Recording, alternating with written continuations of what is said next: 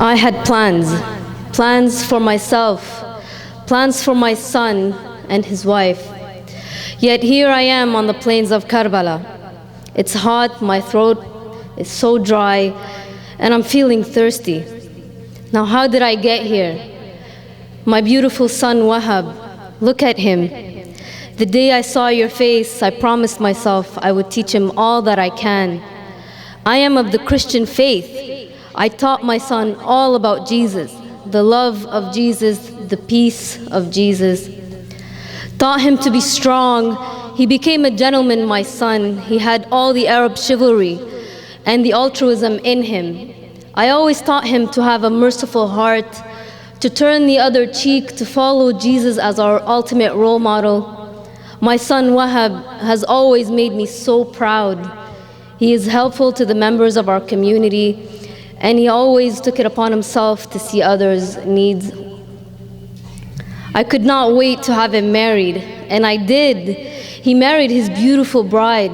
Wahab and I are so close. I love him dearly. On our way back home after the honeymoon trip, our caravan stopped at a crossroads where we met Hussein. Do you know who Hussein is? Yes, the grandson of the Prophet of Islam. From that moment on, my life as I knew it was never to be the same again. Yes, Hussein, his face was radiant that we forgot where we were. My son Wahab had a talk with him, and soon we understood. We understood that Hussein was oppressed, that his entire nation was oppressed, that he was following the will of God, and that his situation was not one to be envied. We knew he was facing the corrupt leader Yazid. When Wahab heard this, he decided to follow Hussein's caravan and to stay with him.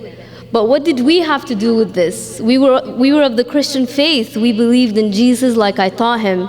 I always said, Wahab, you should never harbor hate or anger for anyone. Our Jesus taught us to love, my son. Love thy neighbor, turn the other cheek, I always said. He said he wanted to continue the journey with Hussein. I told him, son, you are a newlywed. This is your time. He said he could not leave Hussein on his own. His own community had left him, so we joined them. Here in Karbala, we are with Hussein waiting. Wahab, where are you?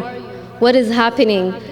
He tells me Yazid's army has marched in to kill the grandson of Hussein. But I said, Wahab, my dear son, that would mean imminent death.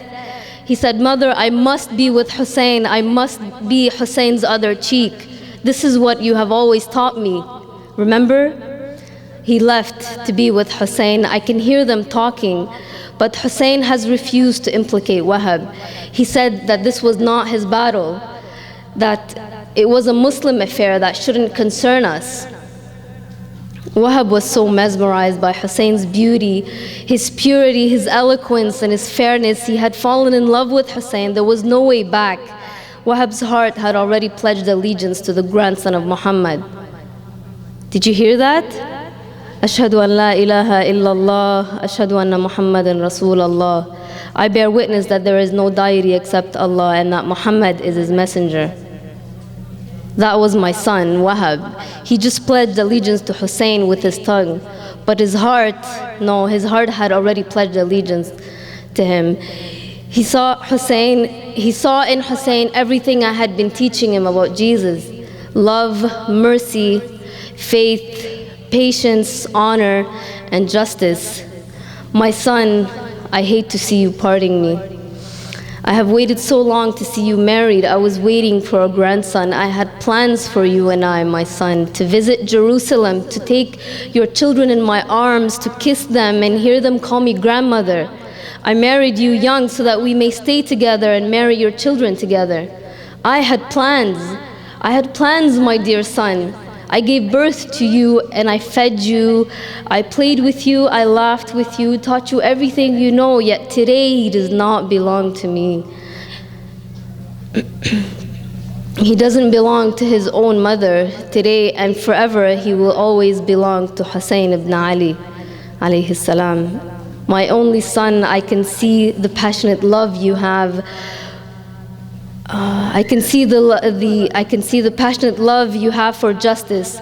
For this reason, I will stand here and watch you go.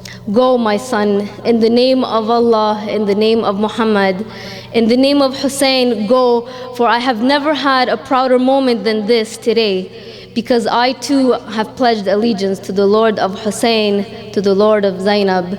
To God we belong, and to Him we shall return. Now I want you to imagine that this room is Kufa, and outside our Imam awaits. We are calling him in to join us, but deep down in our hearts we harbor deep love for things other than Allah and our Imam, love for worldly affairs that are mixed with love for the Imam. How do I know my love for the Imam will conquer my love for this world? Our plans and priorities for this world may take over our actions and lead us to the exit door, like it led thousands of Muslims to take the exit door in Kufa and leave the Imam behind. Wahab had other plans, but her son's martyrdom was a greater plan for her, because you see, through the purity of their hearts, they were able to recognize the pure Imam. You may have other plans, but if your heart is fueled by the filth of this world, then how can we expect to truly stand by our Imam when he, God willing, reappears? Thank you. Assalamu alaikum.